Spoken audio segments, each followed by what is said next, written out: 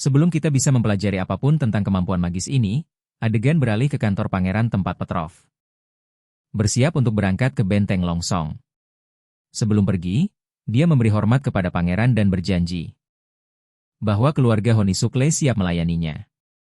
Petrov juga meyakinkan pangeran bahwa dia akan meyakinkan ayahnya. Dan ayahnya pasti akan mendengarkan karena dia berbeda dari para elit lainnya. Pangeran senang mendengarnya. Sementara Petrov melanjutkan, mengatakan bahwa dia telah menyaksikan kemajuan luar biasa di kota perbatasan. Jika kota baru yang ingin dibangun pangeran. Semaju kelihatannya, keluarga Honisukle tidak keberatan bergabung, terutama jika itu berarti mereka bisa berkembang di bawah visi pangeran. Pangeran kemudian memberitahunya bahwa tujuannya adalah menjadikan setiap bagian Kastil Grey tempat yang nyaman bagi warganya untuk tinggal. Petrov menundukkan kepalanya dengan hormat, mengatakan dia akan segera kembali ke benteng dan melaporkan berita ini kepada ayahnya. Pangeran mengingatkan Petrov untuk tidak melupakan 4 keluarga lainnya dan seluruh kelas elit. Dia berjanji bahwa keluarga manapun yang bersedia menerima persyaratan mereka akan diintegrasikan sepenuhnya ke dalam kota baru. Dia kemudian menginstruksikan Petrov untuk mengadakan konferensi di benteng Longsong untuk mengumumkan berita ini kepada semua orang. Petrov terkejut dengan ini, tetapi pangeran mengingatkannya bahwa dialah yang akan menyampaikan pesan ini karena dia akan mengambil peran sebagai duta besar. Pangeran juga memuji dia karena berhasil dalam tugasnya merekrut penyihir dan memberitahunya bahwa operasi itu tidak akan lagi bersifat rahasia. Namun, dia memperingatkan bahwa masih ada beberapa orang yang menaruh harapan pada gereja dan menugaskan Petrov untuk membersihkan individu-individu tersebut dari wilayah barat. Dia menyerahkannya kepada Petrov untuk mencari tahu bagaimana mewujudkannya. Setelah Petrov pergi, pangeran akhirnya menguap santai dan meregangkan tubuh, memutuskan untuk berjalan-jalan di taman.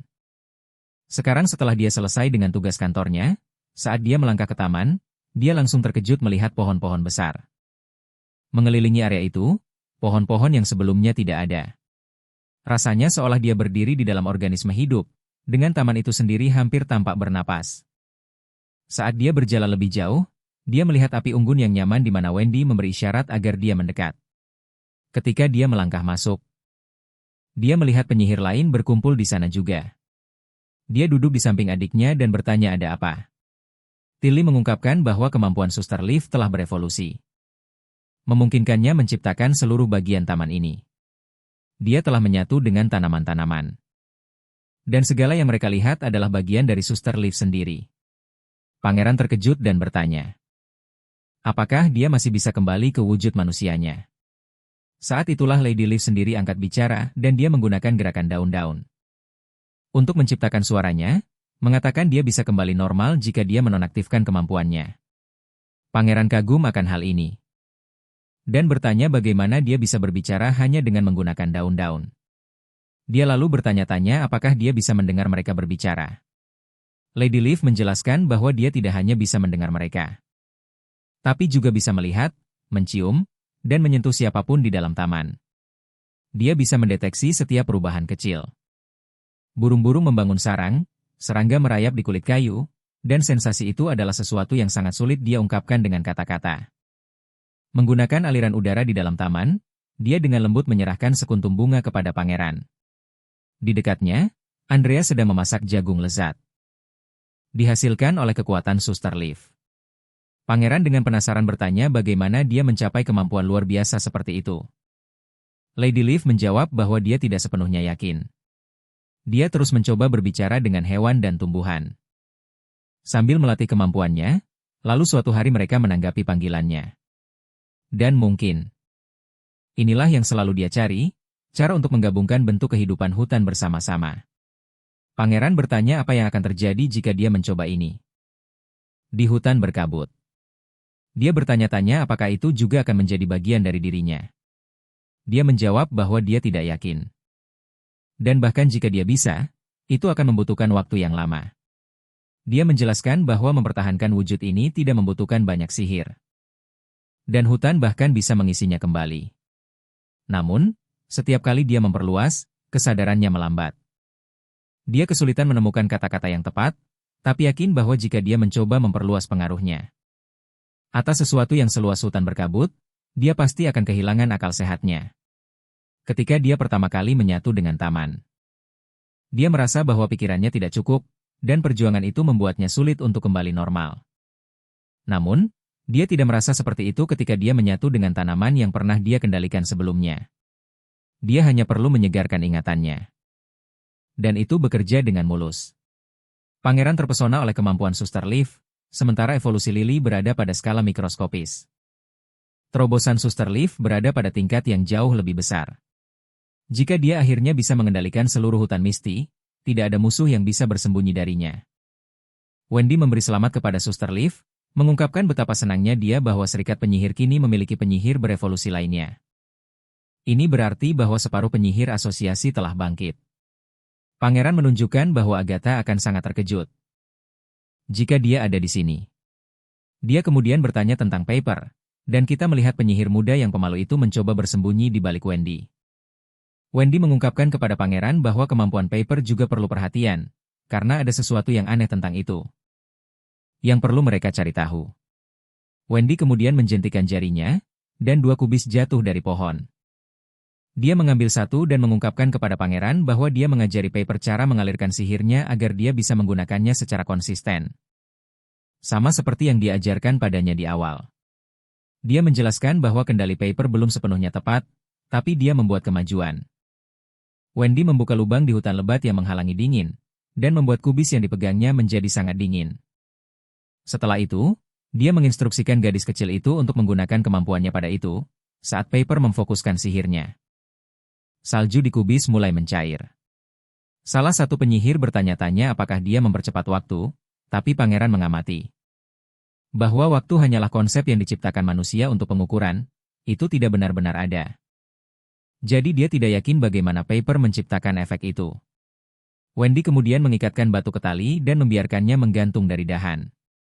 Ketika Paper menggunakan kemampuannya pada itu, batu itu mulai bergetar dengan panik. Pengamatan ini membuat Wendy berpikir bahwa jika kemampuan Paper berhubungan dengan waktu, batu itu akan berayun lambat sebagai gantinya. Saat itulah pikiran Pangeran tercerahkan. Dengan kesadaran bahwa dia sebenarnya tidak memengaruhi waktu, melainkan dia memengaruhi pergerakan atom. Dan sihirnya bisa memperlambat atau mempercepatnya, yang menghasilkan air membeku atau mencair. Tentu saja Paper tidak benar-benar memahami sains di balik sihirnya, tapi dia menggunakannya berdasarkan perasaannya. Dia berpikir sihirnya tidak terlalu memengaruhi hal lain selain air, karena beberapa perubahan membutuhkan waktu, seperti saat benda berkarat. Sang Pangeran percaya sihirnya seperti pembantu alami yang mempercepat reaksi ketika dia kembali ke kantornya. Dia berpikir bahwa setelah Paper lebih baik dalam mengendalikan sihirnya, mereka bisa membuat pekerjaan kimia mereka menjadi lebih baik lagi. Mereka sudah membuat banyak asam penting dan mereka perlu meningkatkan bahan peledak mereka jika mereka bisa memproduksi lebih banyak amunisi. Kota perbatasan akan dengan mudah mendapatkan senapan berulang yang baru tiba-tiba Sang Pangeran hampir tersedak tehnya. Ketika dia mendengar suara ledakan keras di luar, Nick Tingale bergegas keluar bersikeras pasti ada iblis.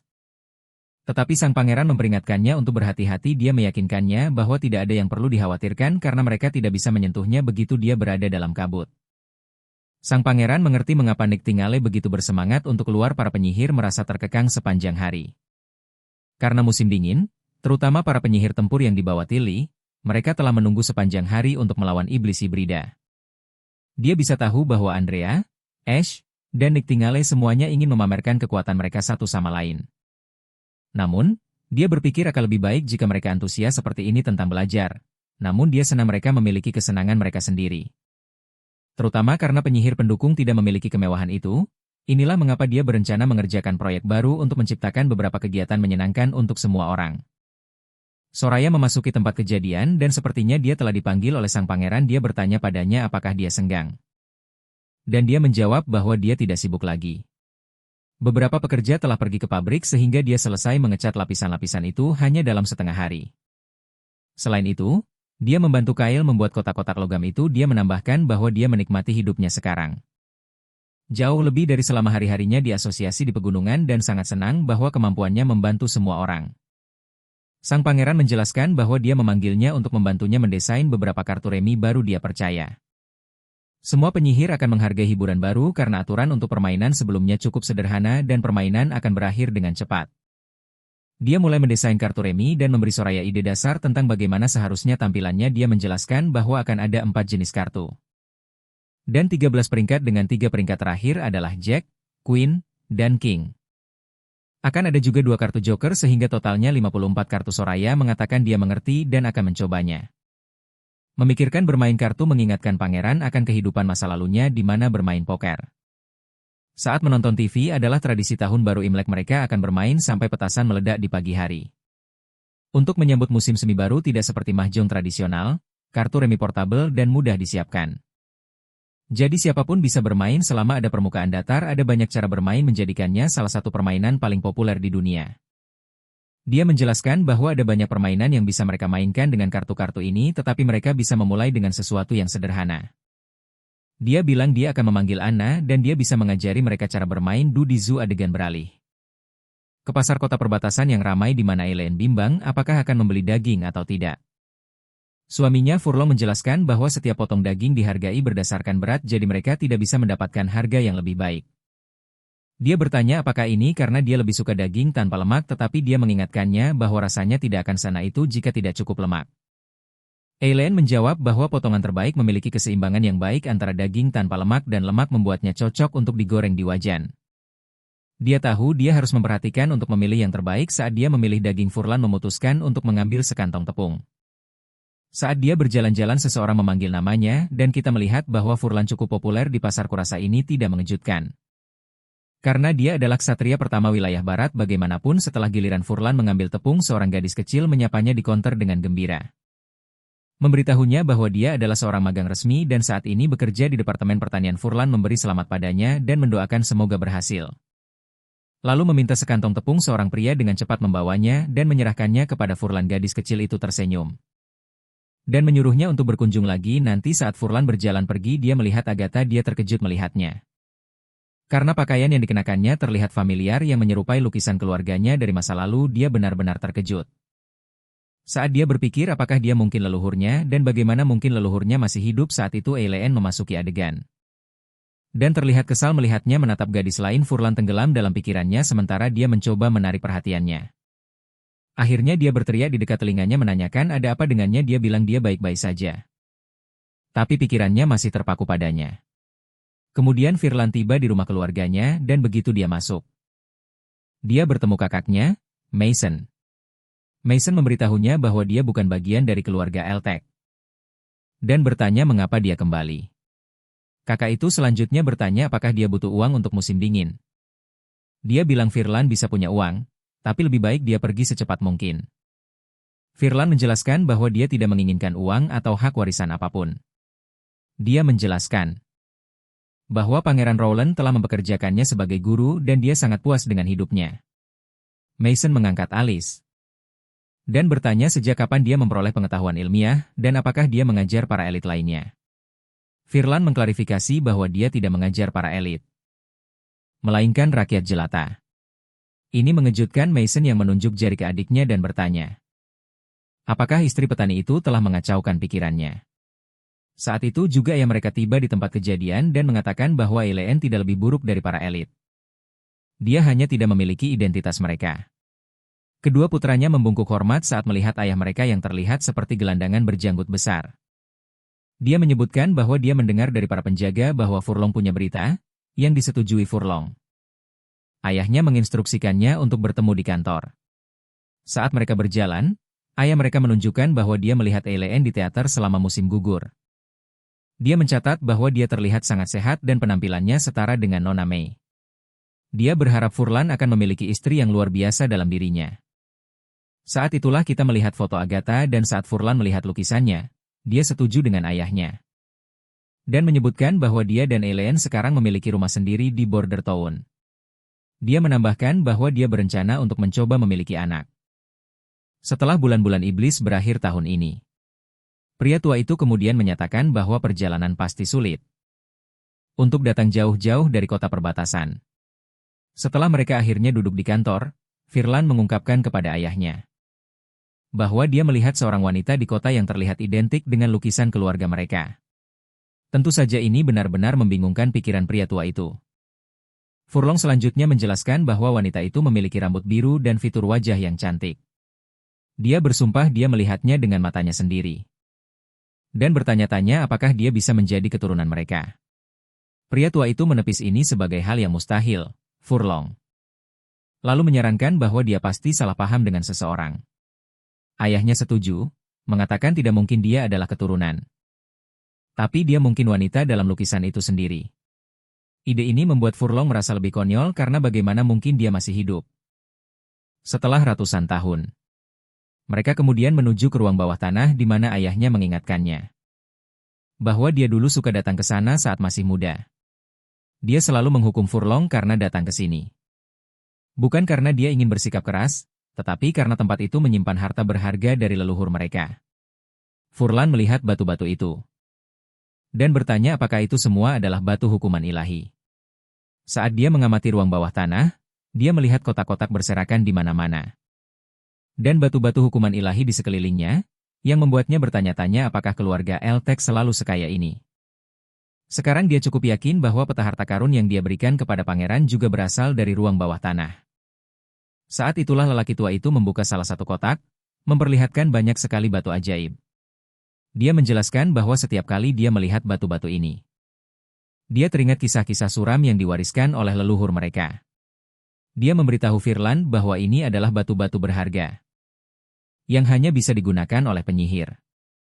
Menurut cerita keluarga mereka didirikan di bawah perlindungan seorang penyihir. Eltek pertama tidak berasal dari wilayah barat, melainkan mereka datang melintasi pegunungan dari tanah tandus, di mana para penyihir telah membangun kerajaan yang luas, tetapi mereka diserang oleh iblis dari dunia bawah dan para penyihir yang selamat. Dan orang-orang melarikan diri kemanapun mereka bisa. Pendiri keluarga mereka adalah seorang penyihir bernama Agatha. Dia memimpin sekelompok orang ke Menara Batu di hutan berkabut untuk mengumpulkan penelitiannya, sementara yang lain mengikuti kerumunan ke Kastil Grey. Dia menjelaskan bahwa leluhur mereka ada di antara mereka. Dan dia adalah kepala pelayan Nona Agatha, yang seharusnya pergi ke hutan bersamanya tetapi ragu-ragu. Dan malah menyarankan untuk menjaga persediaan mereka. Penyihir itu menyetujui permintaannya, tetapi semua kepala pelayan hidup dan mati bersama tuan mereka. Jadi tindakannya tidak berbeda dengan pengkhianatan. Akibatnya, dia membawa penyesalannya bersamanya ketika dia tiba di wilayah barat. Dia mengatakan penyihir itu tidak pernah kembali, dan dia memutuskan semua hubungan dengan aliansi. Kemudian dia membawa beberapa pelayan dan menetap di daerah ini, jauh dari para penyintas.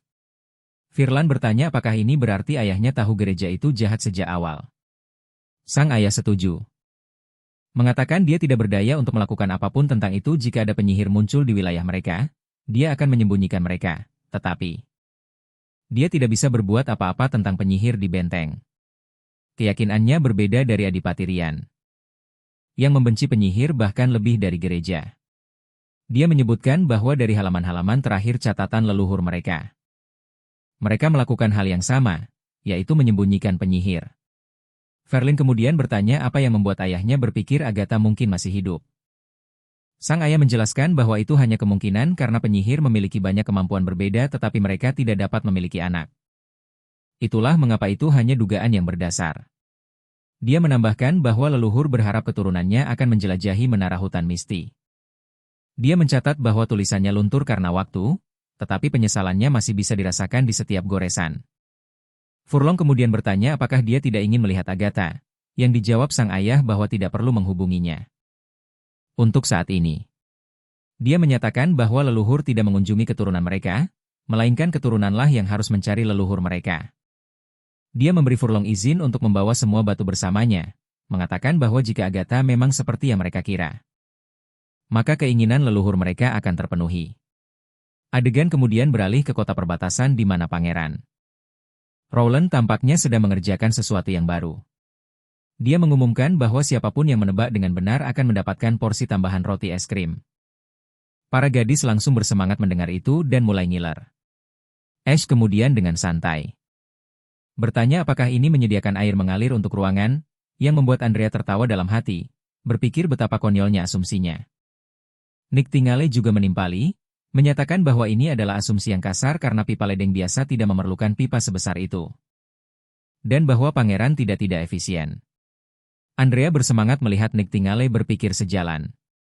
Tidak hanya itu. Tetapi Nightingale juga pandai bertarung dan memiliki latar belakang elit, dan bahkan warna rambut mereka mirip.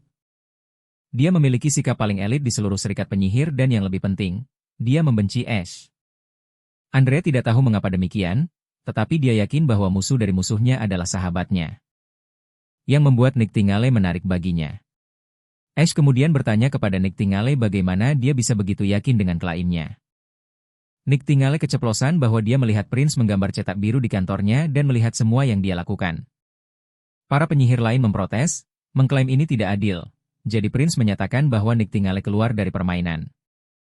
Dia kemudian memutuskan untuk memberikan petunjuk dan menyatakan bahwa pipa-pipa ini hanyalah bagian dari keseluruhan sistem.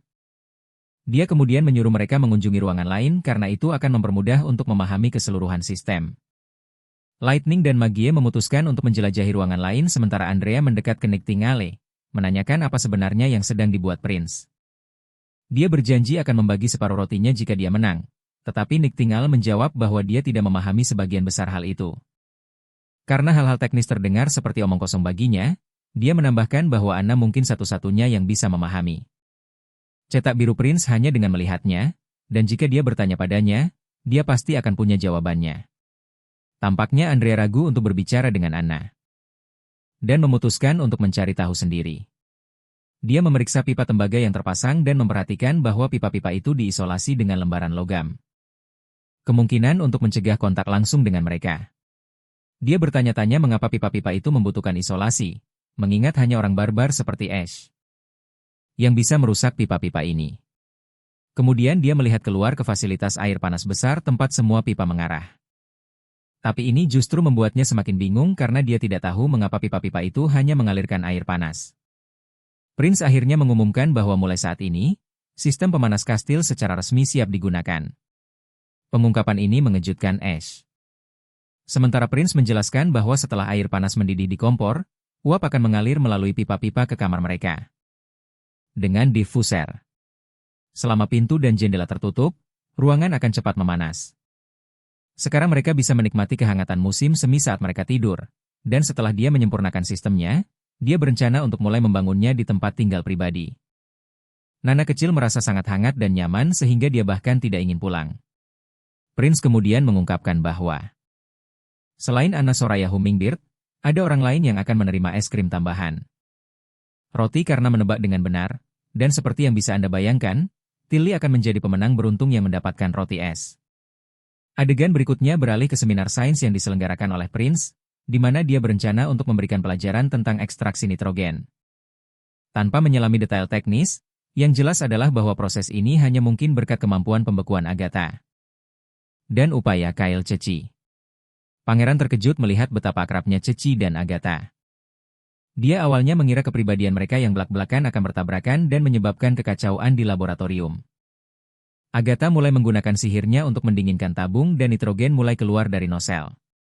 Anna bersiaga. Melelehkan es yang terbentuk agar prosesnya lancar. Kyle Ceci mengeluarkan toples kaca berisi nitrogen.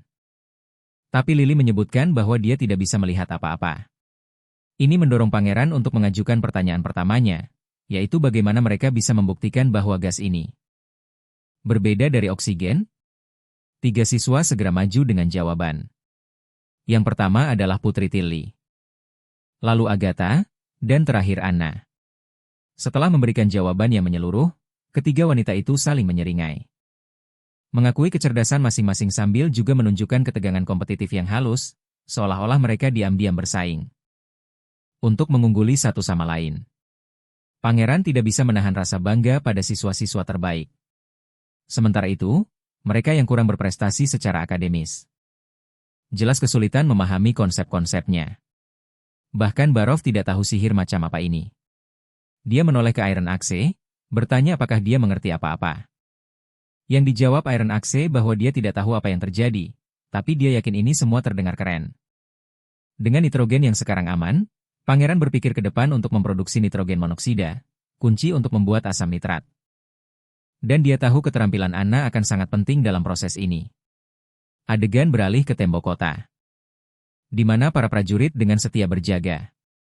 Salah satu dari mereka menunjukkan bahwa para penyihir telah tiba, dan saat mereka melihat, mereka tidak bisa tidak kagum. Betapa cantiknya para penyihir itu. Ini jauh berbeda dari apa yang gereja telah buat mereka percaya. Dan mereka menyebarkan bahwa penyihir itu jelek dan monster menakutkan. Tepat pada saat itu, mereka melihat keributan. Dan saat kita melihat lebih dekat, kita melihat monster hibrida raksasa ini bersama dengan monster iblis lainnya juga. Para prajurit mulai panik, bertanya-tanya apakah itu iblis dunia bawah, dan mereka yakin. Senapan mereka sama bagusnya dengan pistol air melawan raksasa ini. Hanya tim artileri yang bisa menghentikannya. Baru saja dibicarakan, artileri muncul dan dengan cepat menembakkan peluru, tapi melenceng dari sasaran. Dan monster-monster terus berbaris menuju tembok. Para prajurit memutuskan untuk menembak iblis-iblis yang berada dalam jangkauan mereka. Sementara Ash dan Andrea melangkah maju untuk menghadapi monster secara langsung, para prajurit melirik para penyihir. Bertanya-tanya apakah sihir mereka bahkan bisa mengalahkan monster-monster itu. Tapi sebelum ada yang bisa melakukan hal lain. Semua orang terkejut saat suara menggelegar terdengar dan sebuah peluru menembus dada monster besar itu, membunuh raksasa itu hanya dengan satu serangan. Beberapa prajurit sangat gembira sementara yang lain terperangah, tapi tak lama kemudian mereka semua mulai berpelukan.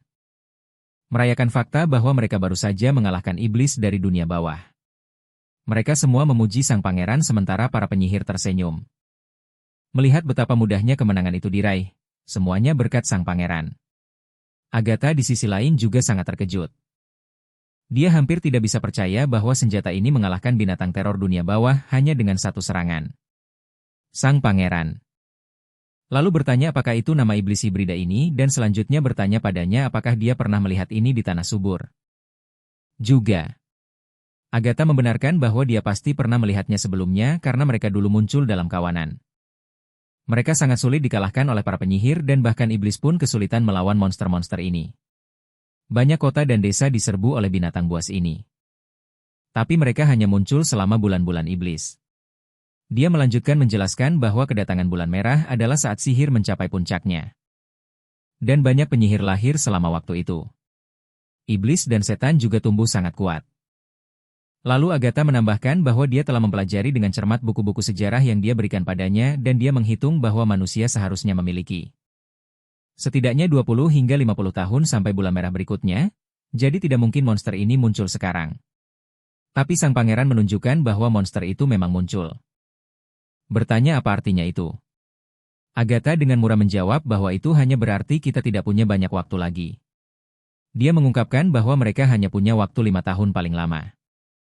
Sang pangeran terkekeh mendengar ini dan Agatha bertanya apakah dia benar-benar berpikir itu cukup waktu untuk bersiap. Dia menjelaskan bahwa pola ini berlaku selama Perang Ilahi pertama dan kedua. Tapi sekarang waktu tampaknya menyusut dan itu bisa menjadi lebih buruk di masa depan. Dia menjelaskan bahwa alasan dia terkekeh adalah karena dia berpikir bulan merah akan tiba lebih awal mungkin bahkan musim dingin ini tetapi menurut rencana 5 tahunnya. Saat itu populasi dan sumber daya mereka akan berada pada tingkat yang layak taktik mereka akan meningkat. Dan jika mereka gagal dalam pertempuran mereka akan memiliki strategi mundur untuk memastikan kelangsungan hidup tujuan terpentingnya saat ini.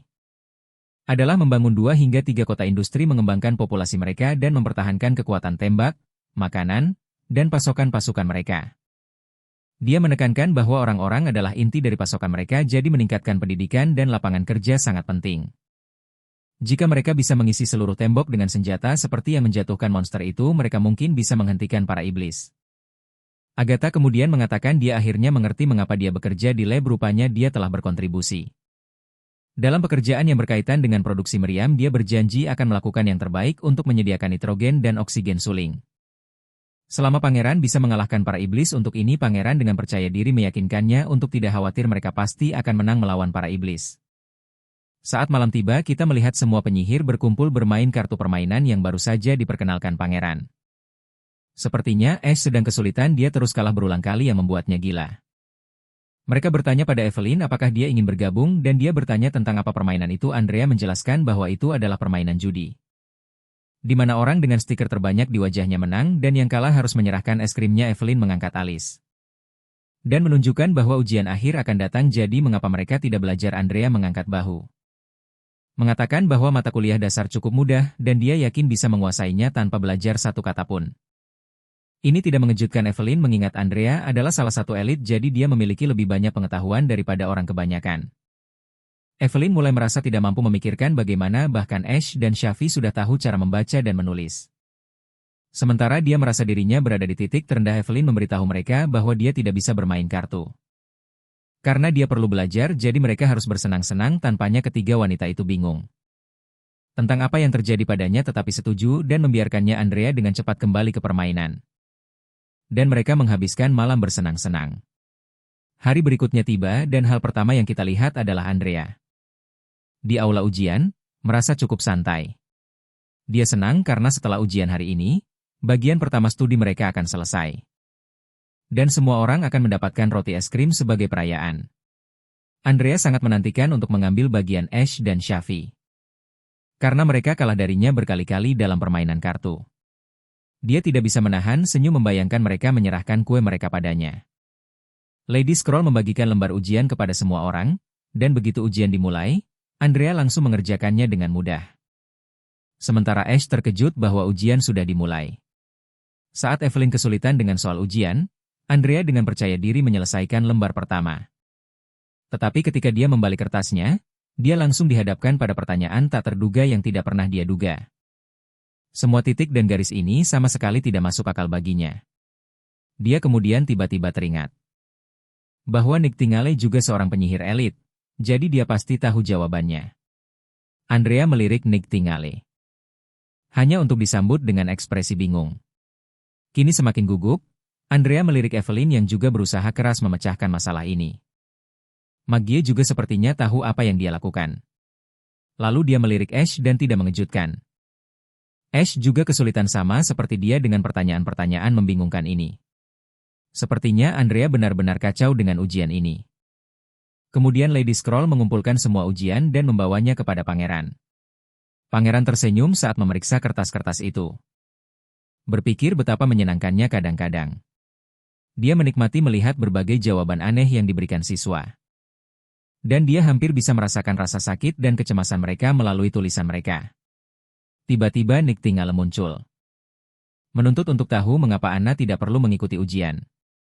Pangeran dengan santai mengungkapkan bahwa Anna tidak perlu karena dia membantu menulis soal ujian bersama Scroll. Nightingale terkejut mendengar ini, tetapi kemudian dia bertanya tentang Tilly, mengapa dia tidak perlu mengikuti ujian. Pangeran menjelaskan bahwa Tilly bertanggung jawab untuk meninjau ujian sebelumnya untuk memastikan tidak ada kesalahan. Dan dia menyelesaikannya dengan nilai sempurna. Pengungkapan ini membuat Nightingale semakin putus asa. Pangeran merenungkan hasil ujian, mencatat seberapa banyak penyihir Pulau Tidur telah meningkat. Evelyn dan Sylvie keduanya lulus. Dengan Evelyn membuat lompatan paling mengesankan, menaikkan nilainya dari 5 menjadi 62, meskipun dia masih mendapatkan nilai terendah dari ketiganya. Dia bisa melihat Evelyn telah bekerja keras, namun ceritanya berbeda untuk 3 penyihir tempur baru. Yang nilainya semuanya cukup rendah, tidak ada yang berhasil melewati batas 50 poin, dia menduga. Itu karena mereka tidak menghadiri sebagian besar kelas dan kemampuan bahasa mereka sangat kurang dibandingkan mata pelajaran lain. Tapi Nightingale bernasib lebih buruk di antara mereka. Meskipun belajar dengan yang lain, nilainya bahkan lebih rendah dari sebelumnya. Pangeran merenung bahwa mungkin dia memang tidak cocok untuk akademis. Aku tidak bisa tidak memikirkan bagaimana Nightingale memiliki salah satu kemampuan paling keren di antara semua penyihir. Aku kadang bertanya-tanya seperti apa kekuatannya nanti jika dia berevolusi. Bagaimanapun, Pangeran menyesali bagaimana dia hampir tidak mendapatkan apapun yang benar di bagian matematika dan sains. Rumusnya benar-benar salah, tapi entah bagaimana dia hampir berhasil menjawab pertanyaan pilihan ganda dan benar. Salah, yang merupakan misteri yang tidak bisa dipecahkan Rowland. Kemudian kita melihat Maggie memecahkan telur. Dan bintang keberuntungannya bersinar sangat terang sehingga dia mendapatkan 2 kuning telur dari 1 telur. Bahkan Suster Lightning sedikit cemburu akan hal itu. Adegan berikutnya beralih ke kota suci, di mana kita menemukan Paus Maine di penjara bawah tanah saat dia mendekati salah satu sel. Dia merenungkan bagaimana terakhir kali dia di sini adalah untuk mengeksekusi Raja Wimbledon sebelumnya. Kali ini, bagaimanapun, dia di sini karena Zero. Begitu dia masuk, Dia bertanya padanya bagaimana rasanya cambuk disipliner. Dan berharap dia mengerti apa artinya mematuhinya. Setelah ini, dia dengan menggoda bertanya apakah dengan mematuhi, maksudnya adalah kepatuhannya kepadanya secara khusus. Atau jika dia berharap dia bersikap sopan kepada uskup agung lainnya juga. Paus Main menjelaskan bahwa dia harus memenuhi perintahnya, dan jika dia membutuhkan bantuannya untuk tugas uskup agung lainnya, dia harus mendengarkan mereka. Dia langsung setuju, mengatakan dia akan melakukan apa yang dia katakan. Pada saat itu, dia menyuruh para prajurit untuk melepaskan borgolnya. Setelah borgolnya lepas, dia memberitahunya bahwa dia punya misi untuknya dan memintanya untuk ikut dengannya. Dia mengungkapkan bahwa bulan-bulan iblis mungkin berlangsung selama 5 bulan tahun ini, menimbulkan tantangan besar bagi kota suci. Dan bahkan lebih buruk lagi untuk area lain, dia ingin dia dan penyihir murni lainnya pergi ke Kastil Grey.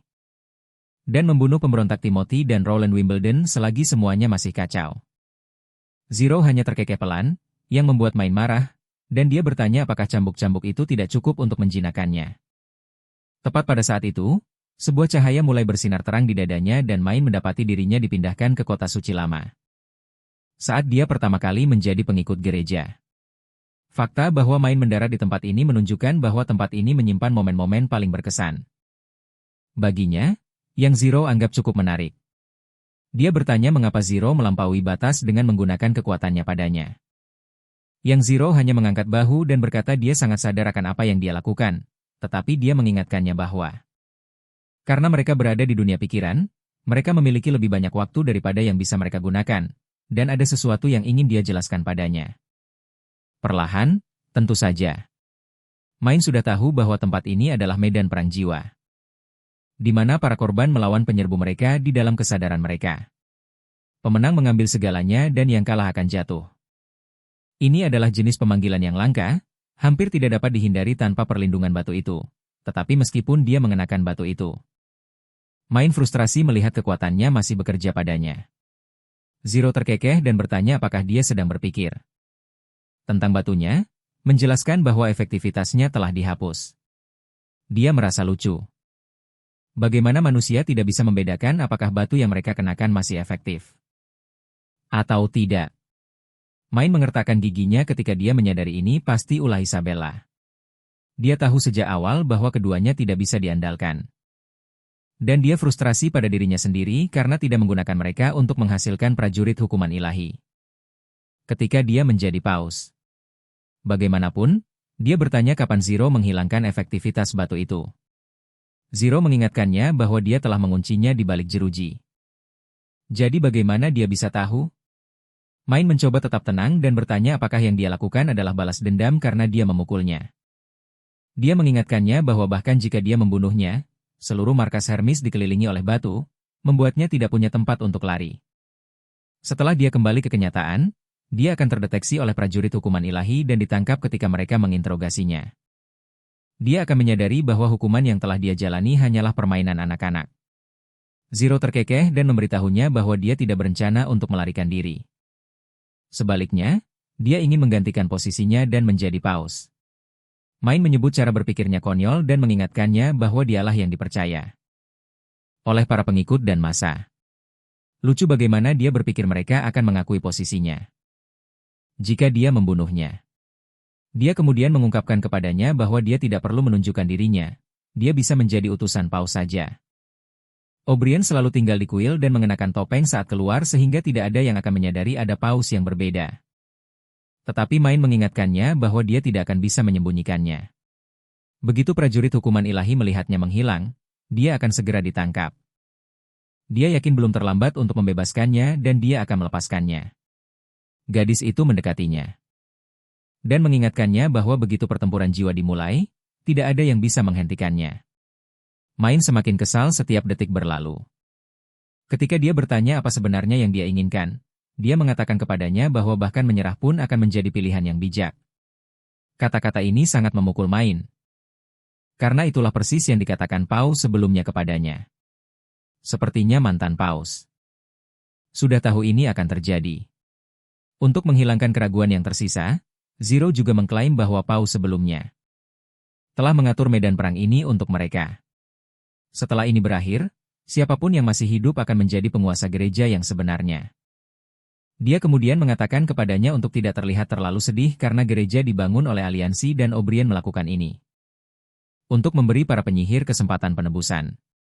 Jika dia menang, dia akan mendapatkan ingatan dan pengalamannya. Yang merupakan harta karun bernilai 200 tahun. Maine bertanya padanya apa yang akan dia lakukan dengan gereja jika dia menang. Dia meratap bahwa itu akan menjadi kemenangan. Atau kehancuran. Dia kemudian membongkar perintah rahasia yang telah dia buat, tetapi dia sudah tahu segalanya tentang itu. Di tengah pertempuran, Maine mengirimkan pasokan ke pelabuhan Everwinter. Dan memastikan pemeliharaan kapal serta upah untuk kru, yang membuatnya percaya bahwa dia benar-benar tidak melewatkan apapun.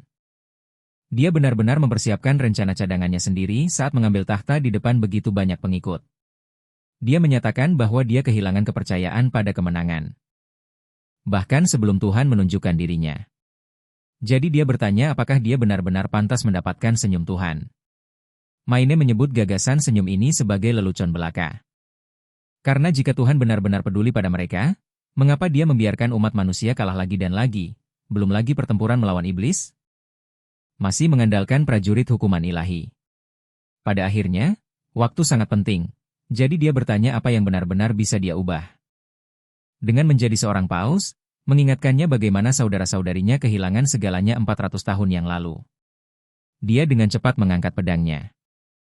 Dan menyatakan bahwa penyihir hanyalah kelompok kecil dalam umat manusia, dan perang ini akan menentukan kelangsungan hidup mereka secara keseluruhan. Ini membutuhkan partisipasi semua orang, baik pria, wanita, tua, maupun muda. Mereka semua akan menjadi prajurit perkasa di medan perang, siap mengalahkan iblis atau menghadapi kepunahan. Tentu saja, Maine tidak butuh waktu lama untuk menyadari bahwa dia berencana memberi semua orang pil amuk, dan wanita jahat ini mengonfirmasinya dengan senyum sinis. Dia menjelaskan bahwa jika satu orang yang mengamuk tidak sama dengan prajurit hukuman ilahi, maka 10 orang seharusnya cukup untuk mengalahkan setidaknya satu iblis. Karena ada banyak binatang iblis berkeliaran sekarang, mereka memiliki pasokan pil yang stabil, dan penelitian mereka bahkan mungkin mengembangkan formula baru. Dalam 5 tahun, dia yakin gereja akan memiliki 3 atau 4 juta pil dalam persediaan. Dan pasukan hukuman ilahi tidak akan sendirian, mereka akan bertarung bersama seluruh bangsa yang mengamuk. Maine menyebutnya gila karena cara berpikirnya yang menyimpang. Seorang penyihir murni yang dibesarkan oleh gereja tidak akan pernah mengatakan hal seperti ini. Dan dia yakin pikirannya telah dirusak oleh orang-orang kafir, tetapi gadis itu mengklaim bahwa menerima pengetahuan baru hanyalah bagian dari menjadi lebih baik, dan memadukan ide-ide membawa kemajuan. Dengan itu, dia memutuskan.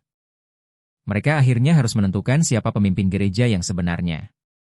Dia dengan cepat menembakkan panah, dan dia langsung menghindarinya. Dia menyebutnya bodoh karena percaya bahwa panah pemecah iblis akan berhasil melawannya. Dia menerjang turun dengan pedangnya, membuat Maine bingung, dan menjelaskan bahwa dunia ini miliknya. Dan dia tidak mungkin menang. Tapi saat itulah kabut merah yang dihirup iblis-iblis itu mulai menyelimuti area tersebut. Dan wanita itu mulai terbakar dan menderita karenanya. Paus Maine mengungkapkan kepadanya bahwa kabut ini adalah mekanisme tersembunyi. Dan hanya berbahaya bagi penyihir sihir. Setelah menyebar ke seluruh alun-alun, dia akan mati berulang kali, apapun yang terjadi. Gadis itu mencibir taktik Paus, tapi dia segera mulai menyembuhkan dirinya sendiri. Dia mengakui bahwa Paus memang punya beberapa trik. Lagi pula, dia lalu memberitahunya bahwa jika Paus sudah pergi ke perpustakaan suci sebelumnya, mungkin pertarungan ini akan lebih sulit baginya. Tapi begitulah pertarungan jiwa, sangat menyenangkan. Dia segera mulai menggunakan sihir angin, mengusir semua kabut merah. Ini mendorong Maine ke tindakan putus asa, memaksanya meminum pil amukan itu sendiri. Begitu dia menelan pil itu, Zero juga memanggil pedang raksasa yang bersinar, dan begitu dia mengambil posisi, dia hampir terlihat seperti mantan ratu penyihir, Alice. Saat itulah dia mengungkapkan bahwa penyerapan bukanlah satu-satunya bakatnya. Dia juga menghargai pengamatan dan pembelajaran. Dengan itu, dia melemparkan pedang-pedang itu jatuh, dan begitulah Maine akhirnya menemui ajalnya. Para ksatria dengan cepat mengambil jubah Paus. Dan segera memakaikannya padanya, memanggilnya dengan gelar Paus. Adegan kemudian beralih ke kastil kota perbatasan. di mana kita melihat Furlan dan ayahnya, Duk Eltak, hadir. Keduanya, ayah dan anak, berkeringat di depannya. Karena panas. Pangeran memberitahu mereka bahwa mereka bisa melepas mantel mereka jika terlalu panas. Karena kastil sekarang memiliki sistem pemanas, membuatnya jauh lebih hangat di dalam daripada di luar. Dia tidak ingin salah satu dari mereka merasa tidak nyaman. Keduanya melepas jaket hangat mereka, dan Furlan bertanya lebih banyak tentang solusi pemanas ini, yang kemudian diungkapkan oleh pangeran. Bahwa itu adalah cara baru untuk memberikan kehangatan dan jauh lebih efisien daripada perapian. Dia kemudian kembali ke topik utama. Dan bertanya kepada keduanya apakah mereka datang mencari Agatha. Dia memberitahu mereka bahwa mereka sebaiknya melepas batu penghakiman ilahi mereka. Demi rasa hormat jika mereka ingin bertemu dengannya. Begitu batu-batu itu disingkirkan, kita melihat bahwa Agatha juga tiba di ruang makan. Tepat pada saat itu dan bertanya kepada pangeran mengapa dia memanggilnya, dengan kesombongannya yang biasa. Dia mengingatkannya bahwa perang ilahi akan segera dimulai dan dia perlu bergegas fokus pada produksi senjata. Jika tidak mendesak, dia ingin pangeran hanya mengirim pesan lain kali, yang kemudian. Pangeran memberitahunya bahwa ini cukup penting dan segera bertanya apakah dia ingat ketika Takia jatuh 400 tahun yang lalu. Ada kelompok pelayan yang memisahkan diri dan mengikuti penyintas lain ke selatan pegunungan. Agatha berpikir sejenak dan setuju bahwa memang ada, tapi dia bertanya mengapa itu penting karena sudah lama sekali. Saat itulah Duk Eltek bergegas mendekatinya dan ayah serta anak itu berlutut di hadapannya. Pria itu mengungkapkan bahwa dia adalah keturunan Cage. Dan bertanya apakah dia mengingat nama itu, yang dijawabnya bahwa dia mengingatnya karena dialah yang memberinya nama. Dia membeli 2 pelayan, salah satunya adalah Kraft yang merupakan pemimpin penjaga patroli keluarga, dan yang lainnya adalah Cage yang merupakan kepala pelayan. Dia menatap mereka dengan jijik saat bertanya apakah mereka mengaku sebagai keturunan kepala pelayan itu. Yang diam-diam melarikan diri dengan batu-batu sihir dan catatan penelitian. Pria berjanggut itu dengan cepat membantah niat tersebut. Tapi Agatha bahkan tidak repot-repot mendengarkan apa yang ingin mereka katakan. Dia memerintahkan mereka untuk pergi. Menyatakan bahwa dia tidak ingin melihat salah satu dari mereka. Dengan itu, dia mulai berjalan pergi meninggalkan mereka berdua di tanah. Berteriak agar dia berhenti. Pria berjanggut itu bahkan merosot di tanah, dan tepat pada saat itu Niktingale muncul. Pangeran bertanya padanya apa yang terjadi dan apakah dia bisa melihat sesuatu. Niktingale dengan cepat melaporkan bahwa keduanya mengatakan yang sebenarnya. Tidak butuh waktu lama bagi pangeran untuk menyadari bahwa mengatakan yang sebenarnya tidak selalu berhubungan dengan apa yang terjadi di kenyataan, yang membuatnya percaya bahwa ada sesuatu yang salah dengan catatan keluarga. Pangeran kemudian memberitahu pria itu bahwa dia tidak harus kembali ke benteng Longsong segera, karena dia bisa tinggal di rumah Furlan dan mengunjungi kota mereka untuk sementara waktu. Dia meyakinkan mereka bahwa dia akan menanyakan detail apa yang terjadi, jadi ada kemungkinan dia akhirnya akan berbicara dengan mereka. Pria berjanggut itu mengakui hal ini dan berterima kasih padanya. Pangeran dengan gembira bertanya tentang batu-batu sihir dan catatan yang mereka bawa ke sini. Pria berjanggut itu mengungkapkan bahwa semuanya saat ini berada di ruang kargo perahu mereka dan ada sekitar 10 peti. Pangeran yakin bahwa perasaannya mungkin akan melunak ketika dia melihat barang-barangnya yang diawetkan dari 400 tahun yang lalu. Kemudian, semua peti akhirnya sampai di gudang kastil kota perbatasan. Sylvie mengamati dengan seksama. Dan meyakinkan mereka bahwa sepertinya tidak ada bahaya, jadi mereka bisa membuka peti-peti itu. Pangeran kemudian memberitahu Agatha bahwa dia harus mendengarkan cerita Duk Eltis, tidak peduli apa yang dilakukan kepala pelayannya. Setidaknya dia ingin mengembalikan ini kepada pemiliknya, mungkin itu adalah upaya untuk membalas kesalahannya. Agatha menyatakan bahwa kepala pelayannya tampaknya telah menipu keturunannya dan dirinya sendiri. Dia percaya bahwa orang-orang ini tidak berutang apapun padanya. Karena para penyihir telah kehilangan kekuatan mereka di era ini, tidak ada alasan bagi mereka yang masih memiliki kekuatan untuk merasa berutang padanya. Atau memperlakukannya dengan hormat khusus. Pangeran terdiam dan dengan enggan mengakui bahwa dia ada benarnya. Namun, dia masih percaya bahwa Agatha tampaknya menyalahkan mereka tanpa perlu. Agatha juga setuju bahwa itu tidak perlu. Baginya untuk melampiaskan kemarahannya pada keturunan-keturunan itu, apalagi mereka bahkan tidak tahu apa yang terjadi saat itu. Pangeran kemudian memutuskan untuk menjelaskan ini kepada mereka secara pribadi. Dia kemudian bertanya padanya tentang barang-barang ini, yang mana. Dia menyatakan bahwa barang-barang ini bukan miliknya karena itu adalah properti Serikat Cendekiawan. Sementara itu, Tilly membuka salah satu peti karena penasaran dan menemukan batu-batu besar berkilau di dalamnya. Pangeran sudah tahu bahwa batu-batu ini berasal dari batu penghakiman ilahi dan batu sebesar ini akan bernilai sekitar 300 koin emas kerajaan. Namun Agatha mengingatkannya bahwa ada lebih dari itu, menjelaskan bahwa batu sihir hanya bisa diciptakan oleh Chaos Beasts, yang membuatnya tak ternilai, jadi tidak ada jumlah uang yang cukup untuk mewakili nilai sebenarnya. Tilly mengambil satu dan bertanya batu jenis apa ini karena tidak terlihat mudah dibawa. Agatha menjelaskan bahwa itu adalah batu cahaya. Dia menuangkan sedikit sihir ke salah satunya dan batu itu mulai bersinar terang dengan cahaya menyilaukan. Pangeran cukup bersemangat melihat ini karena mereka adalah sumber cahaya yang sangat baik sebelum era teknik elektro. Anna kemudian bertanya bagaimana batu-batu ini dipahat menjadi berbagai ukuran karena awalnya adalah batu penghakiman ilahi. Tidak mungkin mereka bisa dipotong dengan sihir karena penyihir tidak bisa mendekati batu penghakiman ilahi. Dan batu alam yang besar tampaknya sangat tangguh, bukan sesuatu yang bisa dipecahkan oleh beliung.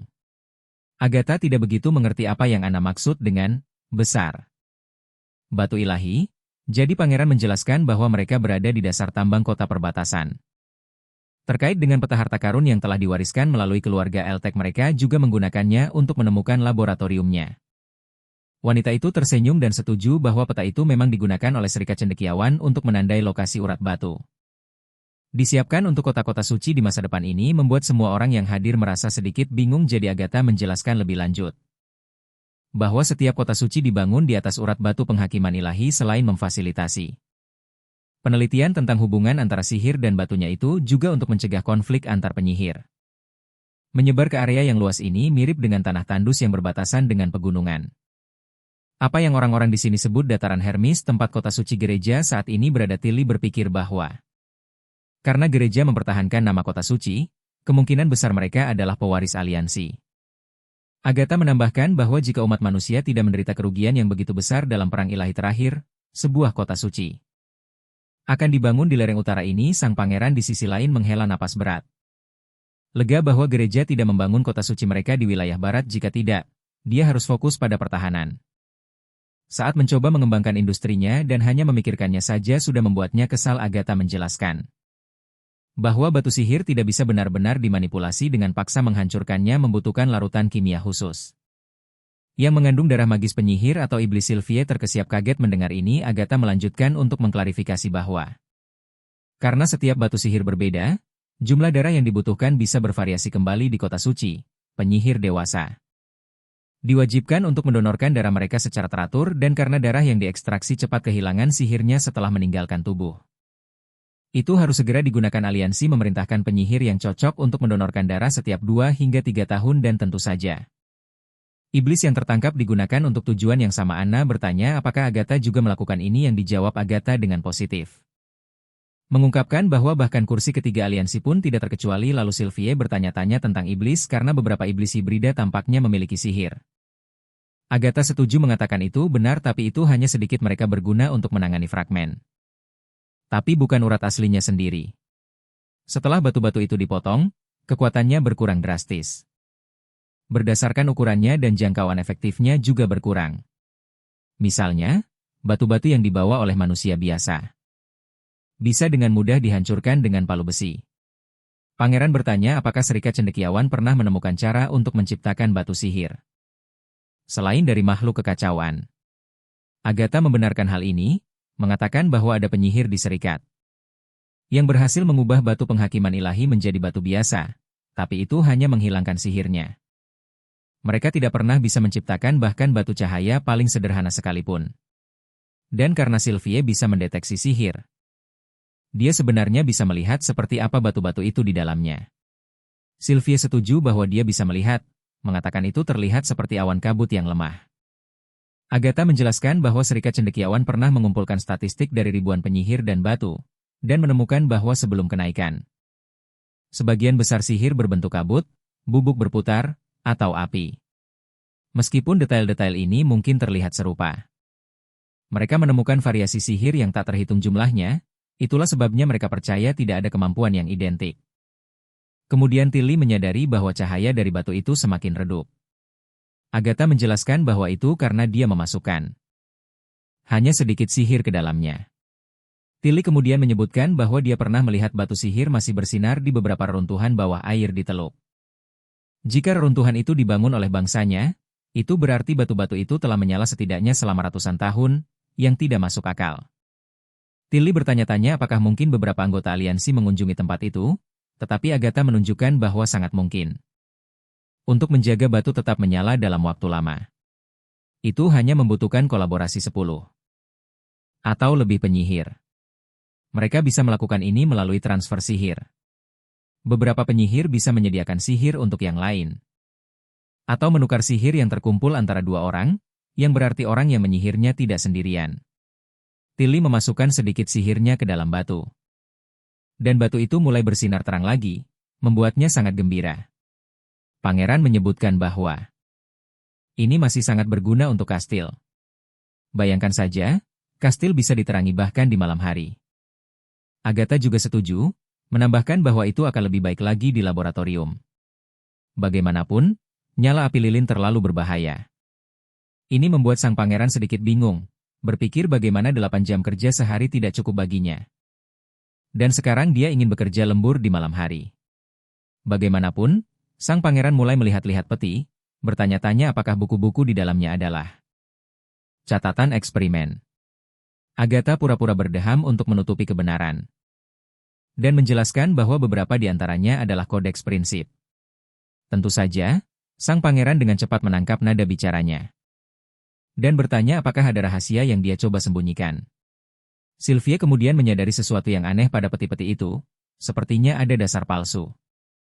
Yang belum dia lihat sebelumnya karena dia pikir itu hanya celah biasa. Anna dengan bersemangat mencoba mengungkap apa yang tersembunyi di balik dasar palsu itu, dan mereka mengeluarkan sebuah kotak yang membuat semua orang penasaran. Sang pangeran sedikit bersemangat. Berpikir mungkin ada harta karun keren yang ditinggalkan oleh Serikat Cendekiawan untuk mereka. Tebakannya tidak terlalu meleset. Saat Agatha menjadi sangat panik ketika dia melihat sesuatu yang disebut sigil ilahi. Dia dengan panik melihat ke dalam peti-peti lainnya. Bertanya-tanya apakah pelayannya, Cage, mungkin telah mencurinya dari Serikat Cendekiawan. Sang pangeran tersenyum canggung. Berpikir mungkin sebuah karavan diserang dan seseorang mempercayakan itu kepada Cage. Lagi pula, sudah 400 tahun. Jadi tidak terlalu penting dari mana asalnya, tapi dia ingin tahu apa sebenarnya sigil ilahi ini. Agatha menjelaskan bahwa beberapa batu sihir memiliki efek tambahan ketika sihir mereka digabungkan. Mereka dapat mengubah sifat sihir atau memberikan dorongan. Ini adalah salah satu topik penelitian utama Serikat Cendekiawan. Batu sihir gabungan disebut sigil, dan sigil ilahi adalah jenis yang paling kuat. Dia juga menambahkan bahwa semua batu sihir ini berasal dari iblis tingkat tinggi dan seluruh wilayah Tequila. Hanya memiliki sekitar 3 atau 4 di antaranya. Dengan penasaran, sang pangeran bertanya seberapa kuat benda-benda ini, yang dijawab Agatha. Bahwa dia bisa menghancurkan kastilnya berkeping-keping dalam sekejap. Tentu saja, itu tidak menyenangkan sang pangeran. Membuatnya merasa sangat cemas. Agatha meyakinkannya bahwa dia tidak perlu khawatir karena dibutuhkan sejumlah besar sihir untuk mengaktifkannya. Semakin banyak batu yang terkandung dalam sigil, semakin sulit untuk menggunakannya. Hanya 2 posisi teratas dalam aliansi yang bisa mengelola hal seperti ini.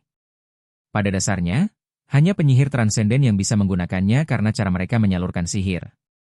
Sangat berbeda dari penyihir biasa, seolah mereka terus melatih kekuatan mereka setelah mereka naik tingkat.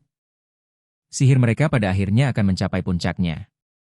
Saat itulah Anna hampir membutakan semua orang dengan mencoba mengaktifkan sigil. Dan cahaya menyilaukan membanjiri area tersebut. Cahaya itu begitu kuat hingga memancar keluar dari jendela kastil seperti laser.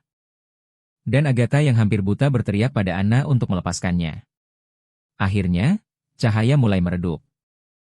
Dan ternyata Anna memiliki kendali penuh atasnya sepanjang waktu, sementara Sylvia yang berdiri di dekatnya merasa seperti matanya baru saja diputihkan. Agatha menghela napas lega dan Anna dengan santai menyebutkan bahwa itu sebenarnya cukup menguras tenaga dan dia pikir dia hanya bisa menggunakannya 2 kali. Meskipun dia mengatakannya dengan santai.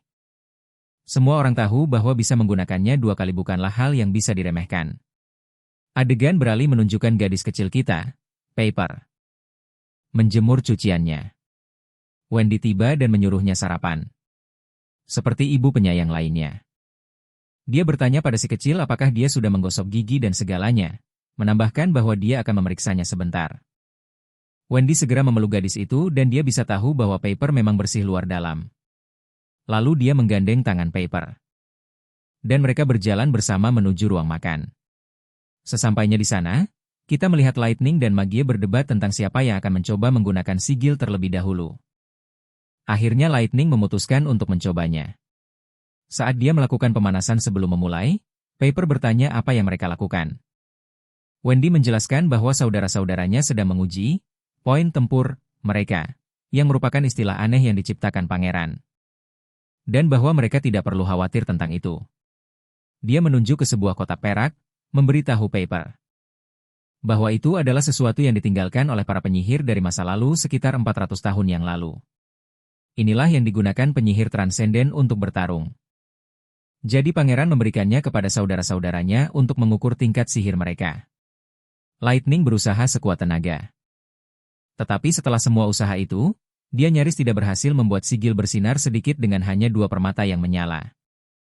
Magie merasa bangga, menyombongkan diri bahwa dia bisa dengan mudah membuat 2,5 permata bersinar. Kedua gadis itu mulai bertengkar. Dan berdebat dengan riang di latar belakang, sementara Wendy bertanya pada Paper apakah dia juga ingin mencoba. Namun, Wendy dengan cepat menambahkan bahwa mungkin terlalu dini baginya karena dia belum belajar cara menyalurkan sihir ke dalam batu. Jadi dia mungkin tidak akan bisa mengaktifkan sigil, tapi itu bagian dari kurikulum wajib, jadi mereka akan segera mendapatkan batu bercahaya untuk berlatih. Tiba-tiba Paper membungkuk sambil memegangi perutnya kesakitan dan mengatakan bahwa sihirnya terasa bergetar. Seolah ingin meledak. Wendy dengan cepat bertanya apakah dia ingat kapan pertama kali menjadi penyihir. Paper menjawab bahwa itu terjadi selama musim dingin, tapi dia tidak ingat persis kapan. Wendy menyadari bahwa ini sudah akhir musim gugur. Yang berarti musim dingin mendekat. Semakin dekat seorang penyihir dengan hari kebangkitannya, semakin kuat sihirnya. Yang merupakan tanda fase anti. Dia menarik Paper ke dalam pelukan yang menenangkan, meyakinkannya bahwa antefase bukan lagi masalah hidup atau mati bagi para penyihir di Border Town. Keesokan harinya, Wendy tiba di kantor bersama Paper untuk menemui pangeran. Sepertinya Paper telah menandatangani semua dokumen kontrak dan pangeran senang melihat ini. Dan mengingatkannya bahwa mulai sekarang dia resmi menjadi anggota persatuan penyihir. Wendy menyebutkan betapa menakjubkannya Paper tadi malam. Berjuang melewati rasa sakit dan tetap sadar tanpa menyerah. Dia menambahkan bahwa mereka memiliki tim khusus untuk menyemangatinya. Tapi itu mungkin sedikit berlebihan bagi Paper. Paper mulai meneteskan air mata, mengatakan itu tidak benar. Dia merasa sangat bahagia dan sama sekali tidak nyaman. Pangeran senang mendengarnya dan saat itulah Wendy memperhatikan buku yang sedang dibacanya. Pangeran menjelaskan bahwa itu adalah catatan terjemahan dari semua sigil yang ditinggalkan oleh Serikat Cendekiawan. Itu berisi semua resep yang ditemukan Serikat selama 200 tahun. Nictingale kemudian muncul. Menanyakan mengapa dia menganggap sigil-sigil ini begitu menarik.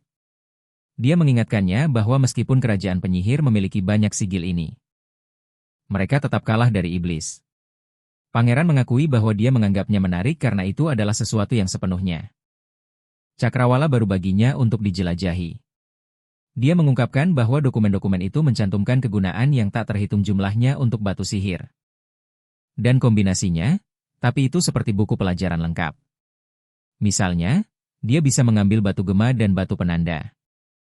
Dan menggabungkannya untuk menciptakan sigil pendengar. Sepertinya apapun yang baru saja dijelaskan pangeran sama sekali tidak mereka pahami. Dia melanjutkan menjelaskan bahwa menurut buku, sigil pendengar ini bisa menjangkau hingga 3 mil. Mungkin tidak seberapa dibandingkan dengan telepon di dunia satelit dan menara sinyal, tapi itu cukup untuk komunikasi jarak pendek. Nictingale menambahkan bahwa buku itu mengatakan, batu gema berasal dari iblis yang menakutkan, sementara batu penanda ditemukan di kam-kam iblis. Dia bertanya bagaimana dia berencana mendapatkan itu. Pangeran mengingatkannya bahwa mereka sudah memilikinya. Batu merah yang ditemukan Lightning di menara batu adalah batu gema. Dan batu penanda digunakan untuk melacak sigil. Tilly membawa banyak, jadi mereka hanya perlu memecah satu. Dia kemudian mengungkapkan rencananya untuk membangun menara tinggi di sebelah gedung penyihir untuk meneliti dan membuat sigil Agatha. Penyihir dan menara penyihir. Dia pikir itu semua akan luar biasa.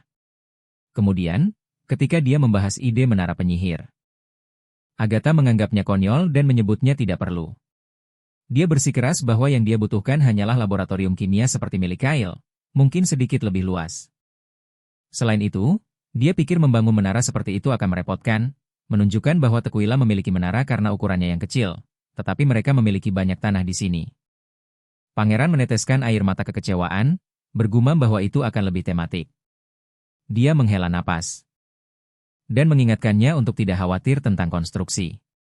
Lalu dia bertanya apakah dia membutuhkan ruangan lain selain kamar tidur, kantor, dan asrama magang. Agatha menjawab bahwa jika dia benar-benar menginginkan menara, maka tidak. Nightingale terkikik.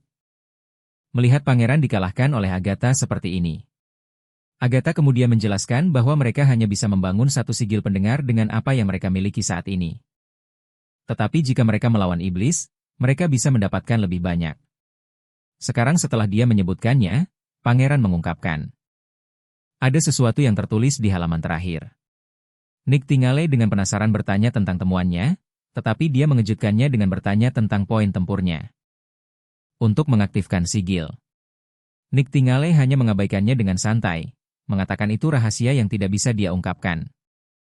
Pangeran memperhatikan bahwa dia mungkin malu dengan skor Anna, itulah sebabnya dia tidak ingin berbagi. Dia mengungkapkan kepada mereka bahwa dalam buku ini, resep untuk batu-batu itu tidak diketahui, dan dia tidak yakin apakah Serikat Cendekiawan tidak menuliskannya demi kerahasiaan. Tapi kemudian Agatha menyela, menyatakan bahwa batu-batu itu semua berasal dari iblis tingkat tinggi, dan bahkan jika itu tertulis, mereka tidak akan benar-benar bisa mendapatkannya.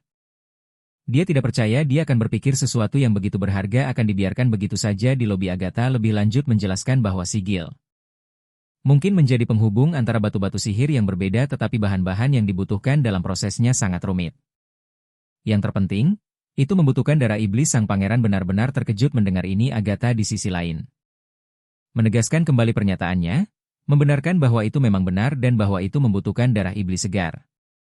Serikat Cendekiawan melakukan ribuan eksperimen saat meneliti sifat sihir dan akhirnya menyimpulkan bahwa penyihir, iblis dan setan memiliki sifat magis yang secara inheren berbeda dalam daging dan darah mereka. Sang pangeran terkejut. Setelah mendengar semua tentang daging dan darah, dia lebih lanjut mengungkapkan beberapa kebenaran bahwa sifat magis dalam darah penyihir digunakan untuk menciptakan prajurit hukuman ilahi. Pangeran kemudian bertanya apakah penyihir yang mati bisa digunakan. Yang dijawab Agatha dengan sedih bahwa itu harus segar. Ini membuat pangeran terdiam dan Nightingale ketakutan. Agatha terus menjelaskan bahwa ini adalah rahasia yang paling dijaga ketat oleh Serikat Cendekiawan dan dia meninggalkan menara kota suci. Justru karena itu dia menjelaskan bahwa yang dia tahu hanyalah mereka mencampur darah penyihir tua dengan batu penghakiman ilahi dan menyuntikannya ke manusia fana untuk mengubah tubuh mereka, dan seperti yang kita tahu eksperimen itu kemungkinan besar berhasil. Pangeran kemudian bertanya berapa banyak darah yang dibutuhkan. Yang dijawab Agatha bahwa itu membutuhkan setidaknya setengah dari darah penyihir. Wahyu ini membuat pangeran sangat cemas. Agatha lebih lanjut menjelaskan bahwa darah harus berasal dari satu orang. Jika tidak, sihir dalam darah akan saling tolak dan menghambat efisiensinya sehingga setiap eksperimen mengakibatkan satu penyihir mati. Tidak hanya itu, tetapi pada awalnya juga sulit bagi manusia fana untuk menahan darah tersebut. Tidak ada manusia yang selamat dan ada banyak anggota yang berpendapat bahwa tidak mungkin bagi manusia fana untuk mencapai sihir sama sekali. Tetapi jika bukan karena desakan Alice, metode produksi prajurit ilahi ini tidak akan pernah berhasil. Pangeran kemudian menambahkan bahwa sekarang gereja memiliki pasukan besar prajurit hukuman ilahi. Dan menurut laporan Tilly mereka memiliki antara 500 hingga 1000. Agatha menyebutkan bahwa bahkan jika tingkat keberhasilan meningkat 10 kali lipat, itu masih berarti banyak penyihir yang dikorbankan. Dia yakin bahwa jumlah penyihir tua tidak akan pernah cukup untuk memproduksi tentara sebanyak ini secara massal. Tidak butuh waktu lama bagi sang pangeran untuk menyadari bahwa gereja menangkap dan membesarkan penyihir untuk menggunakan darah segar mereka dan menciptakan prajurit Yang paling membuatnya kesal adalah bahwa ada ratusan penyihir dengan kemampuan unik yang dibunuh di Hermes. Dan gereja memfitnah mereka sebagai makhluk setan. Sebelum kepalanya meledak karena frustrasi, Niktingale meletakkan tangan yang menenangkan di bahunya. Membantunya menenangkan diri. Pada titik ini, sang pangeran yakin bahwa organisasi yang sangat bodoh seperti ini harus dihancurkan. Tidak peduli apakah mereka melawan iblis atau tidak, dia bersumpah untuk menghancurkan mereka dengan segala cara. Malam harinya, kita melihat Wendy keluar setelah mandi yang menyegarkan. Dia menyuruh Niktingale untuk mandi juga. Namun, Wendy terkejut ketika melihat Niktingale benar-benar sedang mempelajari ilmu pengetahuan alam. Itu sangat mengejutkannya sehingga dia kehilangan pegangan pada handuknya dan jatuh ke lantai. Wendy bertanya padanya apakah ada sesuatu yang terjadi antara dia dan sang pangeran yang membuatnya tiba-tiba belajar. Niktingale kemudian memutuskan untuk menceritakan semuanya, dan adegan beralih ke sedikit lebih awal ketika sang pangeran melihat wajahnya yang sedih. Dia bertanya apakah dia berencana untuk melawan gereja sendirian, tetapi Niktingale menyatakan bahwa dia tidak sebodoh itu. Jika gereja bisa digulingkan hanya oleh satu penyihir, seseorang pasti sudah melakukannya. Sang pangeran menjelaskan bahwa gereja menciptakan hukuman ilahi. Tentara untuk meningkatkan kekuatannya sendiri, yang berarti mereka tidak akan menyia-nyiakan penyihir kuat untuk darah. Bahkan kabut. Tidak bisa menjamin keselamatannya dari para prajurit itu. Sang pangeran ingin menangani gereja secara strategis, percaya bahwa pendekatan terbaik adalah melancarkan serangan yang mantap dengan pasukan pertama setelah perang resmi dimulai. Dia meyakinkan Niktingale bahwa dia bertekad untuk membangun dunia baru di mana para penyihir akan diperlakukan setara dengan manusia biasa dan hidup mereka akan dihargai seperti yang lainnya. Niktingale mendekat dengan senyum di wajahnya dan mengungkapkan keyakinannya bahwa sang pangeran akan mewujudkannya. Kembali ke masa kini, Niktingale menjelaskan bahwa visi ini adalah motivasinya untuk belajar. Dia ingin menjadi lebih kuat agar bisa lebih berguna dalam pertarungan melawan gereja Wendy. Sementara itu terkejut saat menyadari bahwa semua biara yang dibangun oleh gereja sebenarnya hanyalah pusat panen darah segar. Dia merenungkan bagaimana jika Ash tidak menyelamatkannya, dia akan mengalami nasib yang sama dengan penyihir lain yang tewas di tangan gereja. Wahyu ini memicu tekad Wendy untuk berkembang dan dia juga ingin menyusul saudara-saudarinya yang bekerja keras, jadi dia setuju dengan Niktingale bahwa sudah saatnya untuk menjadi lebih kuat. Mulai sekarang dia akan mengikuti contoh saudara-saudarinya dan menghabiskan 1 jam setiap malam mempelajari pengetahuan pangeran. Sebelum tidur dia memberitahu Niktingale bahwa mereka harus melakukan yang terbaik bersama. Namun, sepertinya Niktingale sudah mencapai batasnya karena dia sudah tertidur. Yah, apa yang bisa diharapkan darinya? Beberapa hari kemudian kita melihat pangeran dengan bangga memperkenalkan kapal barunya kepada warga, mengklaimnya sebagai salah satu yang terbaik yang pernah dia ciptakan sejauh ini. Saat kapal meluncur ke air dan mendarat di sungai dari dermaga, semua orang benar-benar takjub melihatnya mengapung. Kapal ini dibangun dari batu dan selesai hanya dalam setengah bulan. Kabar menyebar bahwa bahkan Plaza papan reklame sedang merekrut kapten dan kru untuk itu. Pada saat itu Niktingale muncul menanyai pangeran. Mengapa dia mengumumkan ini kepada warga sipil? Pangeran menjawab dengan senyum percaya diri menjelaskan bahwa itu untuk menunjukkan kekuatan mereka dan meningkatkan moral penduduk kota. Dia percaya perkenalan ini akan menjadi bukti kota mereka. Peningkatan besar-besaran. Di masa lalu orang akan sulit percaya bahwa kapal yang terbuat dari beton bisa mengapung. Dengan melampaui ekspektasi mereka, warga akan mulai mengakui kemajuan kota mereka, yang akan meningkatkan sikap mereka dan mungkin membuat mereka percaya bahwa segala sesuatu mungkin terjadi. Dia memberitahu Niktingale untuk menganggapnya sebagai strategi periklanan. Pertumbuhan suatu wilayah akan mengubah pandangan warganya. Kita kemudian melihat si rambut merah dengan teman lamanya. Teman itu berkomentar bahwa bahkan perahu layar akan membutuhkan setidaknya 1 bulan untuk menyempurnakan rangkanya karena kayu perlu dikeringkan sepenuhnya sebelum dibengkokkan dengan uap. Itu adalah proses yang sangat sulit yang tidak akan pernah bisa diselesaikan hanya dalam setengah bulan. Si rambut merah bertanya kepada temannya. Bagaimana dia tahu banyak tentang konstruksi kapal yang dijawab oleh lelaki tua itu bahwa dia dulunya seorang kapten. Ketika dia masih muda, dia mengirimkan sejumlah besar kargo antara kota Sibreze dan pelabuhan Clearwater. Dia bahkan melakukan perjalanan ke Teluk dan Kerajaan Fajar. Tetapi karena keadaan yang tidak terduga, Dia berakhir di tempatnya sekarang. Si rambut merah menyatakan keterkejutannya. Mengatakan dia tidak pernah tahu ini tentangnya. Lelaki tua itu mengangkat bahu dan berkata dia tidak pernah bertanya. Dia kemudian berkomentar bahwa tampaknya hanya dalam 1 atau 2 tahun. Pangeran telah membangun armada yang mampu berlayar melalui semua sungai Kastil Grey. Dengan demikian, lelaki tua itu juga telah memutuskan untuk melamar posisi kapten. Kemudian kita menemukan diri kita di hutan, di mana Lightning dan Magie sedang bersiap untuk berburu babi hutan, namun mereka segera dikejutkan oleh Lady Leaf. Membuat kedua gadis itu ketakutan. Wajah Lightning memucat saat menyadari itu Nona Leaf. Gadis itu dengan cepat meminta maaf dan berubah kembali ke bentuk aslinya yang semakin menakuti Lightning. Meskipun setidaknya itu masih lebih baik daripada berbicara dengan cabang pohon. Magie mencoba menggigit Suster Leaf dan memastikan bahwa dia memang telah berubah menjadi pohon. Lightning bertanya bagaimana dia bisa muncul, entah dari mana. Seperti itu yang dijawab. Lady Leaf menjelaskan bahwa dia bisa muncul di mana saja dalam radius kendalinya. Dia ingin menguasai seluruh hutan suatu hari nanti.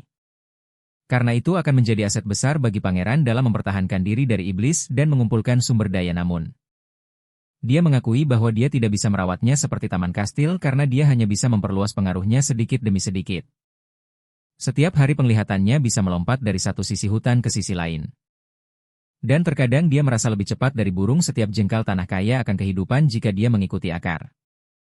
Dia bisa merasakan getaran hewan, serangga yang menggeliat, mayat yang membusuk, dan jalur air kecil. Ini semua terdengar sangat aneh bagi Magie yang cukup ketakutan dengan wahyu ini, tetapi Lightning mengingatkannya bahwa dia secara harfiah bisa berubah menjadi iblis yang cukup aneh dengan sendirinya. Suster Leaf kemudian mencoba menjebak babi hutan dengan membuat semak-semak bergoyang. Dan saat babi hutan itu termakan umpan, ia mulai berlari. Lightning dengan cepat mengambil isyaratnya, menebas makhluk malang itu. Setelah beberapa tebasan, babi hutan itu akhirnya roboh, membuat Lightning cukup senang dengan perburuannya yang berhasil. Dengan gembira, ia memutuskan untuk menguras darah babi hutan itu.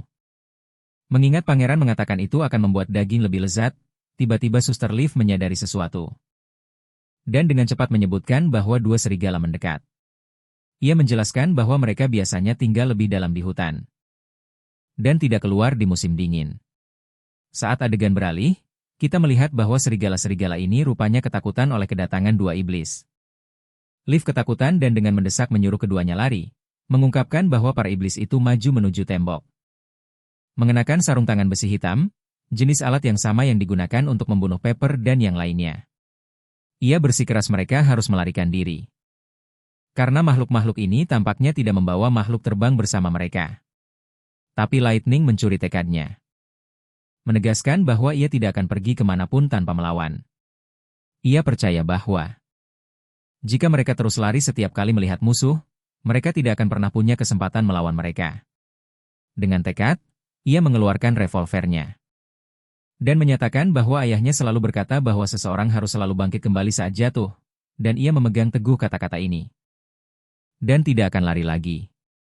Ia menyebutkan bahwa iblis-iblis ini sama menakutkannya dengan penampilan mereka. Tapi mereka juga bisa dibunuh. Mereka punya kelemahan besar yang tanpanya mereka tidak bisa bertahan hidup. Kabut merah. Lightning mengingatkan Leaf bagaimana ia menjatuhkan iblis dengan panah. Dan Nightingale berhasil mengalahkan lebih banyak lagi dalam keadaan yang lebih buruk. Leaf masih merasa ketakutan. Dan berpikir ia harus melaporkan ini kepada pangeran, karena Nightingale dan Ash memiliki lebih banyak pengalaman dalam membunuh iblis daripada siapapun di sekitar sini. Tapi kemudian Lightning mulai terbang menuju para iblis, mengatakan mereka mungkin sudah pergi saat mereka sampai di sana. Akan lebih berisiko lagi membiarkan musuh berbahaya seperti itu berkeliaran di dekat kota, dan jika mereka meninggalkan radius deteksinya, itu hanya akan menimbulkan lebih banyak masalah. Bahkan Ho tampaknya bersemangat untuk menghadapi hal-hal ini. Leaf bertanya apa yang dikatakan Magie. Dan Lightning menjawab bahwa Magie ingin mencakar kepala mereka, meratakan mereka menjadi adonan dengan sayapnya. Dan kemudian memanggangnya di atas api untuk melihat apakah mereka enak atau tidak. Bercanda, mereka memutuskan sudah waktunya untuk pergi. Lightning menyuruh Leaf untuk melumpuhkan para iblis dengan sulurnya seperti yang dia lakukan di tanah tandus, tapi Leaf ragu-ragu. Mengingat bagaimana semua orang tersengat oleh makhluk-makhluk ini saat itu, dia tetap menguatkan tekadnya dan setuju untuk melakukannya. Tapi dia hanya bisa melakukannya sementara. Lightning mengedipkan mata sambil tersenyum dan mereka melesat menuju para iblis. Berencana menyerang dari udara karena itu akan memberi mereka sudut paling tersembunyi. Ditambah lagi mereka akan fokus pada sulur-sulur itu. Jadi seharusnya tidak terlalu merepotkan. Setelah penerbangan singkat, Magie melihat para iblis di bawah. Lightning menyusun rencana. Dan menyuruh Hot untuk berubah menjadi burung besar aneh itu di tengah jarak, sementara mereka berdua berpisah ke arah yang berlawanan. Mereka menyerbu monster-monster itu. Jika Suster Leaf benar, Lightning cukup yakin para iblis seharusnya memiliki batu sihir di sarung tangan mereka. Dan jangkauan mereka kira-kira sama dengan penyihir, sekitar 5 meter paling jauh. Jadi menembak dari langit pada jarak 8 meter. Seharusnya aman, tapi saat dia hendak bergerak, iblis itu melihatnya, yang mengirimkan gelombang teror melalui Lightning. Saat itu juga, sulur-sulur tumbuh dari tanah, mengejutkan para iblis, dan Suster Leaf. Dengan cepat mengikat mereka erat-erat dengan sulurnya. Lightning juga memberi isyarat kepada Magie untuk berubah menjadi monster dan mengaum, dan Magie segera mengikuti instruksi. Lightning dengan cepat mendarat di tanah, mengeluarkan revolvernya, dan menembak monster itu tepat di dada.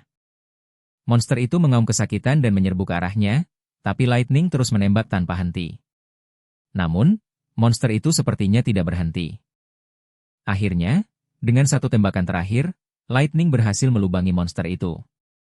Menyebabkan kabut merah bocor dalam prosesnya. Monster itu segera roboh ke tanah. Jangan lupakan iblis kedua, yang mengalahkan Magie yang malang. Monster itu memberikan sengatan listrik yang kuat dengan sarung tangannya. Dan sengatan itu begitu kuat sehingga membuat Hot pingsan, membuatnya langsung jatuh ke tanah. Saat iblis itu mencoba melarikan diri, Magie akhirnya jatuh tepat di atas iblis yang mati dan kabut merah itu mulai membakarnya. Tapi Lady Leaf dengan cepat meraihnya dengan sulurnya dan melemparkannya menjauh untuk menyelamatkannya dari kabut.